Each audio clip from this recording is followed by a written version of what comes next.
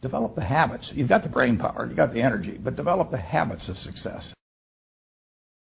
So how do you start a business with no money under the worst conditions that your backer doesn't want to give you a dime? What do? Get ready for a lot of rejection, and at the same exact time, do the things others don't want to do. Do what's necessary. Do what it takes, no matter what it is, and try not to hurt anybody along the way. You know, I often say there should be 12 people at a table, right? And we're having a discussion about something. And something may turn up that could be an opportunity. Half the people don't recognize it's an opportunity.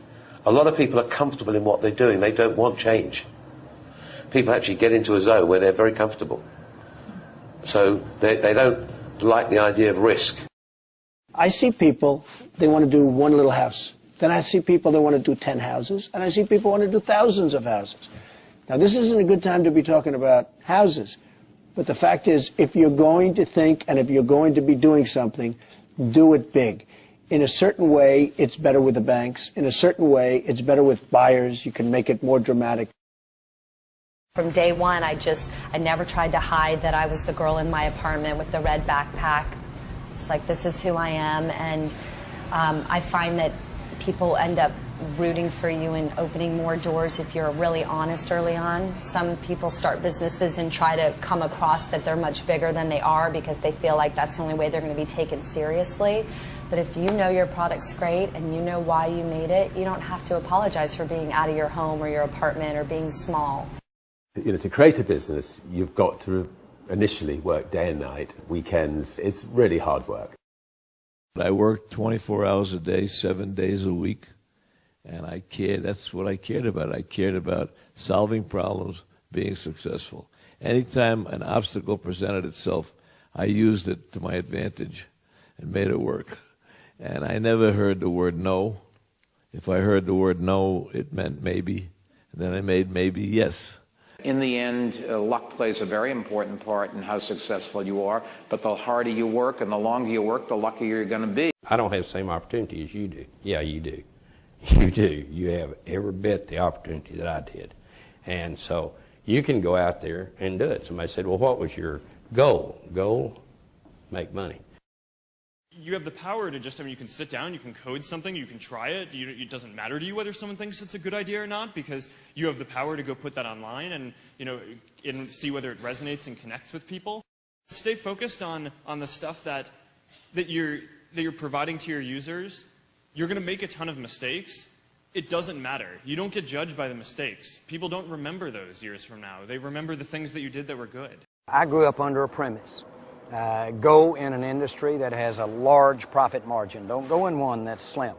Go in one that's large. Take what you've got. Your assets are your energy. Your assets are your willingness to just not be told no. The harder it is, the tougher it is, the bigger the challenge to get in, the bigger the opportunity behind. The opportunities behind are endless. Now, Apple, fortunately, is one of the half a dozen best brands in the whole world.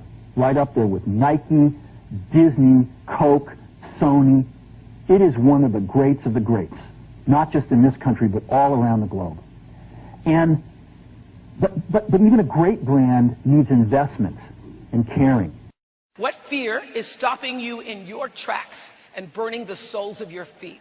What if conquering that fear, whatever it is, that keeps you from being what the Creator intended for you? What if you could unleash everything great in your life? Would you do it? Would you say yes to that?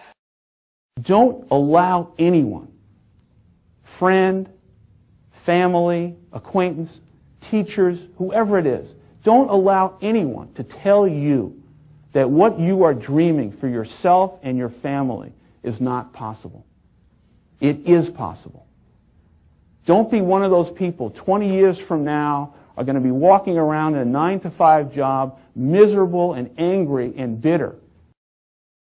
To punish failure is yet another way to encourage mediocrity, because mediocrity is what fearful people will always settle for. I like to see people. I think it's really important, even if it's 10 minutes. I hate all this new world of people aren't talking. So I like the idea of seeing people. I think you get a very different view when you look in somebody's eye. You know in a second whether it's right. I mean, I see these people, they're like 8 yards away at a desk and they're busy. I said, go and talk to them. Why are you emailing each other? Go have the conversation. What happened before email? People spoke. Hello, good morning, how are you? Companies like Google are not getting rich on user-generated content. They're getting rich on the content of companies like Viacom, and we're not going to put up with that. We're not going to put up with people taking our product and not paying for it. They want our product, they can have it at the right price. We succeed by helping others succeed.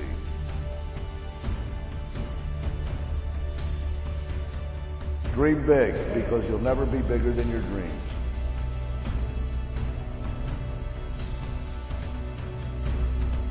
The only way to fail is to quit or simply not try.